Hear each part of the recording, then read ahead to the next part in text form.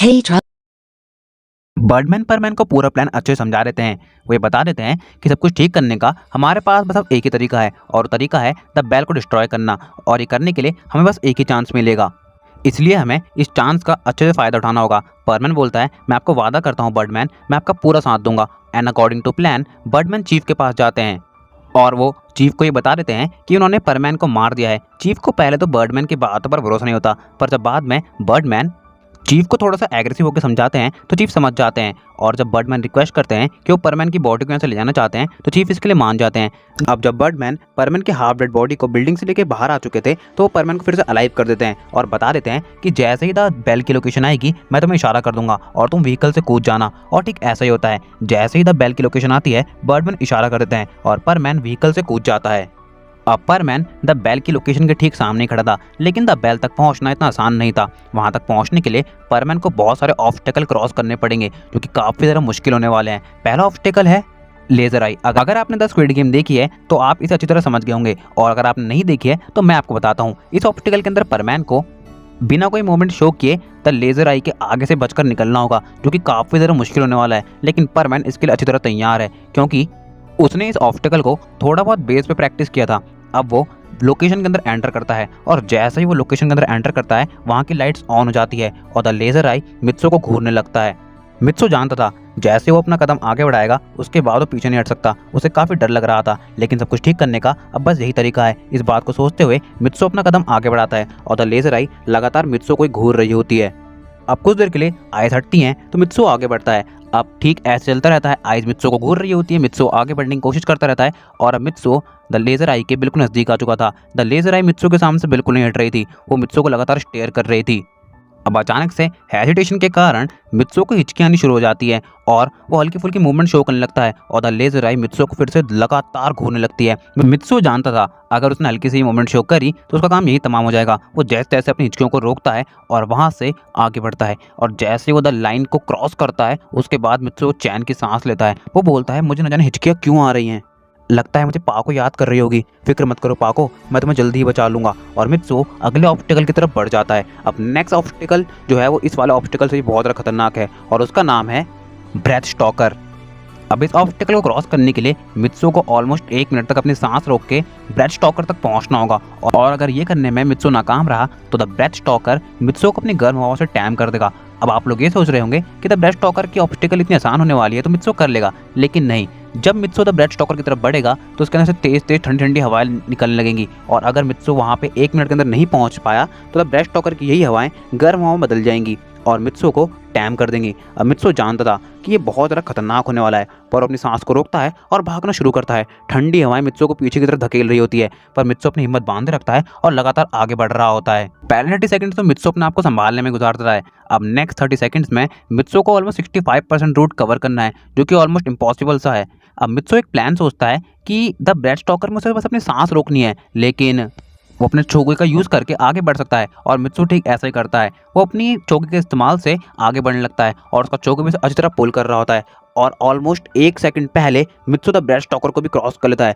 और अगर मित्सो 1 सेकंड भी लेट हो जाता तो आज मित्सो यहीं पर टाइम हो जाता। मित्सो बोलता है, धीरे धीरे ऑब्स्टिकल्स का लेवल काफ़ी ज़्यादा खतरनाक होता जा रहा है, मुझे आराम से संभल के आगे बढ़ना होगा, नहीं तो न जाने मेरा क्या हाल हो सकता है, और अगर मुझे कुछ हो गया तो न जाने मेरी पाको का क्या होगा। मुझे अपनी जान को बचा कर रखना होगा, भले ही मेरी पाको की जान बचाने के बाद मेरी जान चली जाए मुझे मंजूर होगा, लेकिन अगर अपनी पाको को बचाने से पहले मुझे कुछ हो गया तो मैं अपने आप को कभी माफ़ नहीं कर पाऊंगा। और इसी बात को सोचता हुआ मित्सो आगे बढ़ जाता है। अब नेक्स्ट ऑब्स्टिकल का नेम है स्विंग अलाइव, और इस ऑब्स्टिकल के अंदर मित्सो की जान को ऑलमोस्ट ना के बराबर खतरा है। वो कैसे, मैं आपको बताता हूँ। अब यहाँ पर मित्सो जैसे ही द स्विंग अलाइव के अंदर एंटर करेगा उसके ऊपर काफ़ी ज़्यादा शार्प ब्लेड आन लगेंगी, लेकिन मित्सो ने बड़े आराम से डॉज कर सकता है, इसलिए ये मित्सो के लिए काफ़ी ज़्यादा आसान हो सकता है। लेकिन अगर उसने थोड़ी सी गड़बड़ की तो यहाँ पर उसकी जान को सबसे ज़्यादा खतरा भी हो सकता है। और मित्सो आगे बढ़ता है और ठीक कुछ ही देर बाद वो स्विंग अलाइव को भी क्रॉस कर लेता है। मित्सो बोलता है, स्विंग अलाइव इतना आसान था, लेकिन न जाने नेक्स्ट ऑब्स्टिकल कैसा होगा, और अपने आप को नेक्स्ट 2 ऑब्स्टिकल्स के लिए प्रिपेयर करके आगे बढ़ जाता है। अब हमारे नेक्स्ट ऑब्स्टिकल का नाम होने वाला है परफेक्ट रूट। इस ऑब्स्टिकल के अंदर मित्सो के सामने सही रास्ते के काफ़ी सारे एल्यूशन बना के पेश किए जाएंगे और मित्सो को उन सभी में से सही रास्ता चुनना है, और अगर वो ये करने में फेल हुआ तो उसकी जान जाना पूरी तरह निश्चित है। और मित्सो इसके लिए पूरी तरह तैयार भी है। इसलिए वो द परफेक्ट रूट एरिया के अंदर जैसे एंटर करता है, सही रास्ते के काफ़ी सारे एल्यूजन क्रिएट कर दिए जाते हैं। मित्सो काफ़ी ज़्यादा कंफ्यूज हो गया था कि वो कौन सा रास्ता चुने, लेकिन वो अपने कॉन्शियसनेस लेवल को एक्टिवेट करके ध्यान लगाने लगता है। वो बर्डमैन की बताई हुई बातों को याद करने लगता है। बर्डमैन ने बताया था कि अगर तुम ध्यान से देखोगे तो मैं सही रास्ते के एकदम एंड में एक एकदम डिम लाइट दिखाई देगी, तुम्हें उसे ही फॉलो करना है और तुम परफेक्ट रूट को पालोगे। और मित्सो ठीक ऐसे करता है, वो उस लाइट को ढूंढने लगता है और कुछ ही देर बाद मित्सो उस लाइट को नोटिस करके एक सही रास्ता चुन लेता है। और जैसे ही मित्सो उस रास्ते को क्रॉस करता है उसकी जान में थोड़ी सी जान आती है, पर कुछ ही देर बाद उसकी जान फिर से निकल जाती है, क्योंकि उसके सामने जो था उसे देखकर मित्सो की आंखें फटी की फटी रह जाती हैं। मित्सो के सामने जेवन खड़ा था। जेवन बोलता है, तो तुम यहाँ तक पहुँच ही गए मित्सो, मानना पड़ेगा, काफ़ी ब्रेव हो तुम। मित्सो बोलता है, तुम यहाँ पर क्या कर रहे हो, तुम्हें कैसे पता चला मैं यहाँ पर हूँ। जेवन बोलता है, तुमने क्या सोचा, तुम और बर्डमैन हमें इतनी आसानी से बेवकूफ़ बना दोगे, हम पहले से ही जानते थे। बर्डमैन तुम्हें मारने वाले तो हैं नहीं, वो ज़रूर तुम्हारे साथ मिलकर कोई प्लान बनाएंगे, और उन्होंने ठीक ऐसा ही किया। लेकिन क्या तुम जानते हो बर्डमैन एक बहुत बड़े बेवकूफ़ हैं। उन्होंने ये सोच कैसे लिया कि वो इतनी आसानी से द बेल को नष्ट कर देंगे। द बेल को नष्ट करना इतना आसान नहीं है। और हाँ, क्या तुम जानना चाहोगे इस वक्त तुम्हारे बर्डमैन कहाँ हैं। मित्सो बोलता है, तुमने क्या किया बर्डमैन के साथ, बताओ मुझे। जेवन बताता है कि चीफ ने इस वक्त बर्डमैन को भी कैद कर लिया है और वो इस वक्त उनकी फैमिली के साथ हैं और उन्हें काफ़ी सारे शौक दिए जा रहे हैं। जेवन बोलता है, पीछे हट जाओ, नहीं तो तुम्हारा भी वो हल किया जाएगा जो तुम सोच भी नहीं सकते। मित्सो बोलता है, तुम्हें क्या लगता है तुम्हारी इस कमज़ोर से धमकी से मैं डर जाऊंगा, और अगर तुम ऐसा सोचते हो तो तुम बिल्कुल गलत हो जेवन। मैं तुम्हें साफ कर देना चाहता हूँ कि बिना अपना गोल अचीव किए मैं भी पीछे नहीं हटने वाला, और मैं तो तुम्हें ये कहूँगा कि तुम यहाँ से चले जाओ, आगे का रास्ता खतरनाक है और मुझे लगता है कि तुम उसे पार नहीं कर पाओगे। जेवन बोलता है, आगे जाने की जरूरत नहीं पड़ेगी दोस्त, क्योंकि मैं तुम्हें आगे बढ़ने नहीं दूंगा, और मित्सो के ऊपर हमला करने लगता है। मित्सो बोलता है, अगर तुम लड़ाई चाहते हो तो लड़ाई ही सही, लेकिन मैं अपने काम को बिना कि यहाँ से नहीं जाने वाला। और उन दोनों के बीच में फाइट होने लगती है। ये फाइट धीरे धीरे काफ़ी ज़्यादा खतरनाक होने लगती है, क्योंकि वो दोनों ही अपनी पूरी पावर्स का यूज़ कर रहे होते हैं। जेवन अपनी पावर बीम का यूज़ करता है, तो वहीं मित्सो अपने पावर बॉल का। उन दोनों की पावर्स आपस में टकरा के द बेल की लोकेशन को डिस्टर्ब कर रहे होते हैं, और द बेल की लोकेशन काफ़ी ज़्यादा सेंसिटिव है, तो अपने आप को प्रोटेक्ट करने के लिए कुछ ना कुछ जरूर करेगी। और कुछ देर बाद ऐसा होता भी है, द बेल ट्रिगर करने लगती है और मित्सो और जेवन के ऊपर वहीं के पत्थर गिरने लगते हैं। वामेन बोलता है, ये क्या हो रहा है। जेवन कहता है, द बेल ट्रिगर हो चुकी है, अब वो हमें नहीं छोड़ेगी, मैं अभी भी कह रहा हूँ यहाँ से भाग जाओ, नहीं तो मारे जाओगे। वामेन बोलता है, सबको सेव करने की कोशिश करते हुए मर जाऊंगा तो ब्रेव कहलाऊंगा, और अगर यहाँ से भाग जाऊंगा तो फॉर श्योर एक कावर्ड कहलाऊंगा, जो मुझे मंजूर नहीं। जेवन, मैं तुमसे कहता हूँ यहाँ से चले जाओ, नहीं तो मैं ही तुम्हें मार दूंगा। और वो दोनों अपनी फाइट कंटिन्यू करते हैं। अब धीरे धीरे द बेल और ट्रिगर होने लगती है और पत्थरों का गिरना और भी तेज़ होने लगता है। जेवन कहता है, जल्दी यहाँ से निकलो, नहीं तो बचोगे नहीं। मित्सो कहता है, मैं पहले ही क्लियर कर चुका हूँ, मैं द बेल को डिस्ट्रॉय करके सबको बचा के ही रहूँगा, तुम यहाँ से क्यों नहीं चले जाते। और अब जेवन और भी पावर के साथ मित्सो पर अटैक करने लगता है। मित्सो भी अपने पावर लेवल को इंक्रीज़ करता है और जेवन के ऊपर कंटिन्यूस स्मैशेस करने लगता है। जेवन कहता है, तुम बहुत स्ट्रॉन्ग हो, मानना पड़ेगा, लेकिन अब मैं इस फाइट को ख़त्म करने वाला हूँ, क्योंकि अब मैं इसे और लंबा नहीं खींच सकता, मुझे यहाँ से निकलना है, क्योंकि मुझे तुम्हारे साथ यहाँ पे मरना नहीं है। और वो अपनी पूरी पावर के साथ मित्सो पे अटैक करता है, जिसकी वजह से मित्सो काफ़ी पीछे जाकर गिरता है और वो ऑलमोस्ट एकदम एंड पर जाकर गिरता है, लेकिन उस पहाड़ी से नीचे नहीं गिरता। जेवन कहता है, मानना पड़ेगा, इसका लक इसका काफ़ी साथ दे रहा है, लेकिन अब आगे नहीं दे पाएगा, और फिर से मित्सो की तरफ अटैक करने के लिए आगे बढ़ता है। पर इस बार मित्सो जेवन के अटैक को डॉज कर देता है और अपना बैलेंस ना बना पाने की वजह से जेवन खुद ही उस हिल से नीचे गिर जाता है। और पहले ही क्लियर कर दूं, इस हिल में जलता हुआ लावा है, जिसके अंदर जो भी गिर जाए उसकी हड्डियों का गलना ऑलमोस्ट तय है। अब जेवन लटक रहा था, मित्सो चाहता तो वहीं पर जेवन को गिराकर उसकी जान ले लेता और आगे बढ़ता, लेकिन उसने अपनी ह्यूमैनिटी दिखाई और जेवन को बचाने के लिए अपना हाथ आगे बढ़ाया। जेवन बोलता है, तुम ये क्या कर रहे हो, मैं तुम्हारा दुश्मन हूँ, तुम मुझे मार क्यों नहीं देते। मित्सो बोलता है, ये तुम्हें लगता है कि तुम मेरे दुश्मन हो, लेकिन मेरे लिए तुम बस एक अपोनेंट हो, ना कि मेरे एनिमी, और इन दोनों में काफ़ी ज़्यादा फ़र्क होता है। इसी के साथ मित्सो जेवन की तरफ अपना हाथ बढ़ाए रखता है। जेवन कहता है, मुझे तुम्हारी मदद की कोई ज़रूरत नहीं है, तुम यहाँ से चले जाओ, अगर मुझे अपनी जान बचानी होगी तो मैं खुद ही बचा लूँगा। मित्सो कहता है, शांत हो जाओ दोस्त, मैं समझ सकता हूँ तुम्हारे साथ पास्ट में जो हुआ है वो बिल्कुल सही नहीं था, लेकिन मेरी बात मानो, बर्ड प्लैनेट पर कोई तुमसे नफरत नहीं करता, उस दिन जो कुछ हुआ वो एक एक्सीडेंट था। अगर तुम्हारी जगह कोई और भी होता तो शायद वो भी इतने सारे लोगों की जान नहीं बचा पाता, शायद वो तो कोशिश भी नहीं करता, लेकिन तुमने कोशिश की, यही सबसे बड़ी बात है। अब मेरी बात मानो, मेरा हाथ पकड़ो और ऊपर आ जाओ। जेवन कहता है, ये सारी बात तुम्हें किसने बताई। मित्सो कहता है, बर्डमैन ने। और मेरी बात मानो, बर्डमैन के दिल में तुम्हारे लिए कोई गुस्सा नहीं है। इस बात को सुनने के बाद जेविन बहुत गहरी सोच में पड़ जाता है, लेकिन द बेल के ट्रिगर होने की वजह से धीरे धीरे लावा का लेवल ऊपर आ रहा था। मित्सो बोलता है जल्दी ऊपर आ जाओ, नहीं तो तुम जल के राख हो जाओगे। और जेविन मित्सो का हाथ पकड़ के ऊपर आ जाता है। ऊपर आते ही जेविन बहुत तेज तेज हाफने लगता है। मित्सो कहता है तुम ठीक तो हो ना, लेकिन मित्सो की बात सुनते ही जेविन फिर से फाइट के लिए खड़ा होने लगता है, लेकिन जेविन से खड़ा तक नहीं होया जा रहा था। मित्सो कहता है हम जरूर लड़ेंगे दोस्त, पहले तुम सही से रिवाइव तो हो जाओ। और वो ये कहते हुए मुस्कुराने लगता है। जेविन कहता है क्या तुम मेरा मजाक बना रहे हो, और हाँ ध्यान रखना मैंने तुम्हें अपनी जान बचाने के लिए नहीं कहा, तुमने ही मेरी जान बचाई है। अगर तुम मेरी जान नहीं बचाते तो मैं खुद ही कुछ ना कुछ करके वहाँ से निकल जाता। मित्सो कहता है फिक्र मत करो, मैं ये बात किसी को नहीं बताऊंगा। अब कहीं ना कहीं जेविन काफ़ी ज़्यादा गिल्टी फील कर रहा था। उसे समझ नहीं आ रहा था जिस मित्सो को उसने इतनी बार मारने की कोशिश की, आखिरकार उसने ही उसकी जान बचाई। जेविन कहता है तुमने मुझे क्यों बचाया, तुम चाहते तो मुझे मार सकते थे, आखिरकार मैंने तुम्हें इतनी बार मारने की कोशिश की, तुम्हें एक मौका मिला था, तुमने मुझे क्यों नहीं मारा। मित्सो कहता है क्योंकि मैं तुम्हारी तरह लाइफ्स का ट्रेडर नहीं हूँ। जेविन कहता है बोलना क्या चाहते हो, साफ साफ कहो। मित्सो कहता है आखिर तुम हो कौन, अपने आप से पूछो जेविन। जेविन कहता है मैं कौन हूँ, ये कैसा सवाल है, मैं जेविन हूँ, बर्ड प्लेनेट का सबसे काबिल योद्धा, क्या तुम्हें पता नहीं है। मित्सो कहता है कौन से जेविन, वो जेविन जो कुछ साल पहले सबकी जान बचाने के लिए अपनी जान खतरे में डाल रहा था, या फिर वो जेविन जो आज सबकी जान ले रहा है, मुझे समझ नहीं आ रहा है। अब मित्सो ने शब्द तो काफ़ी कम बोले थे, लेकिन जो बोले थे वो काफ़ी गहरे थे। अब जेविन मित्सो की वजह से काफ़ी सारे सवालों से घिर चुका था, जिन सवालों से वो आज तक भागते हुए आ रहा था। जेविन सोचने लगता है कि वो किस वजह से चीफ का साथ दे रहा है, आखिर उसे चीफ का साथ देने पर मिल क्या रहा है, सिर्फ अपने लोगों की दुश्मनी।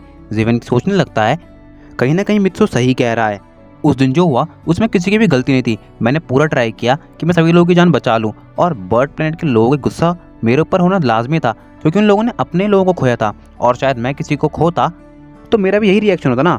और जेविन अपने साइलेंस को तोड़ते हुए बोलता है तुम सही कह रहे हो, मैं आज यहाँ पर जो कुछ हो रहा है उन सभी चीज़ों के लिए जिम्मेदार हूँ। मैंने बिना किसी बात के उस चीफ का साथ दिया, ये जानते हुए कि वो कितना गलत है, सिर्फ अपने ईगो को प्रूव करने के लिए। तुम चाहो तो मुझे खत्म कर दो। और इतना कहते हुए जेविन नीचे झुक जाता है। मित्सो कहता है ये सब करने की कोई ज़रूरत नहीं है, तुम अभी भी सब कुछ ठीक कर सकते हो। जेविन कहता है नहीं, अब मैं कुछ ठीक नहीं कर सकता, बर्ड प्लेनेट के लोग मुझे कभी माफ़ नहीं करेंगे। मित्सो कहता है तुम्हारी ये सोच गलत है, बर्ड प्लेनेट के लोग तुम्हें ज़रूर माफ़ करेंगे, तुमने आज तक न जाने कितने ही लोगों की जान ली, लेकिन अभी भी तुम कई लोगों की जान बचा सकते हो, इसमें एक बहुत इंपॉर्टेंट रोल प्ले कर सकते हो, क्या दोगे हमारे साथ। जेविन कहता है अगर मेरे एक छोटे से इनिशिएटिव से तुम्हारे प्लान में थोड़ी सी भी हेल्प होगी तो मैं तुम्हारे साथ हूँ। अगर अपनी गलतियों को ठीक करने के लिए मुझे सिर्फ एक मौका भी मिल जाए तो मैं उसे ज़रूर पाना चाहूँगा। और इतना कहते हुए जेविन मित्सो के साथ आगे चले जाता है। अब वो दोनों फिफ्थ ऑब्स्टिकल को भी क्लियर करते हैं, जो कि इतनी ज़्यादा टफ नहीं होता है। अब उनके सामने द बेल थी, जिसको डिस्ट्रॉय करते ही मित्सो पूरे बर्ड प्लेनेट का रूलर बन जाएगा, और इसके बाद कोई चीफ मित्सो के आगे नहीं टिक सकता। जेविन कहता है आगे बढ़ो दोस्त, इस पर तुम्हारा हक है। मित्सो कहता है नहीं, मैं बर्ड प्लेनेट का सिटीजन नहीं हूँ, और यहाँ का रूलर सिर्फ यहाँ का सिटीजन ही बन सकता है, तो मैं तुम्हें कहता हूँ दोस्त आगे बढ़ो, इस पे तुम्हारा अधिकार है। मैं जानता हूँ तुम शाही परिवार से हो, बर्डमैन ने मुझे सारी बातें बता दी हैं, तुम्हारे राइट्स को तुमसे छीना गया है, मुझे सिर्फ बर्ड प्लेनेट पे शांति चाहिए, ना कि बर्ड प्लेनेट का रूल। और उन दोनों के बीच में द बेल को डिस्ट्रॉय करने के लिए आर्ग्यूमेंट होने लगता है। लेकिन इसी बीच में वहाँ पे चीफ की एंट्री होती है। चीफ कहते हैं तुम दोनों ने क्या सोचा, इतनी आसानी से मेरे प्लान को फ्लॉप कर दोगे? नहीं, इतनी आसानी से मैं अपने प्लान को खत्म नहीं होने दूंगा। बर्ड प्लेनेट पर सिर्फ मेरा अधिकार है, और यहाँ का अगला रूलर मैं ही बन के रहूँगा, तुम दोनों चाहे कुछ भी कर लो। मित्सो कहता है अब तो जेविन भी हमारे साथ है, तुम कुछ नहीं कर सकते चीफ, हार मान लो, अभी भी शायद तुम्हें माफ़ी मिल जाए। क्या कहते हो जेविन? जेविन कहता है हाँ तुम सही कह रहे हो मित्सो, चीफ हार मान लो, नहीं तो तुम्हारा वो हाल किया जाएगा जिसके बारे में तुम सोच भी नहीं सकते। चीफ कहते हैं मैं जानता था तुम कभी भी साइड बदल सकते हो, इसके लिए मैं पूरी तरह तैयार था, और आखिर बेटे भी तो तुम नाइटर के ही हो ना, सबसे बड़ा लूज़र हो ना तो तुम्हारा खानदानी ट्रेंड है। अब अपने डैड की ऐसी बेइज्जती जेविन को बर्दाश्त नहीं होती। जेविन कहता है ना ही मेरे डैड लूज़र थे और ना ही मैं एक लूज़र हूँ, अपनी जवान पे काबू रखो, नहीं तो। चीफ कहते नहीं तो क्या, आखिर तुम कर ही क्या लोगे जेविन?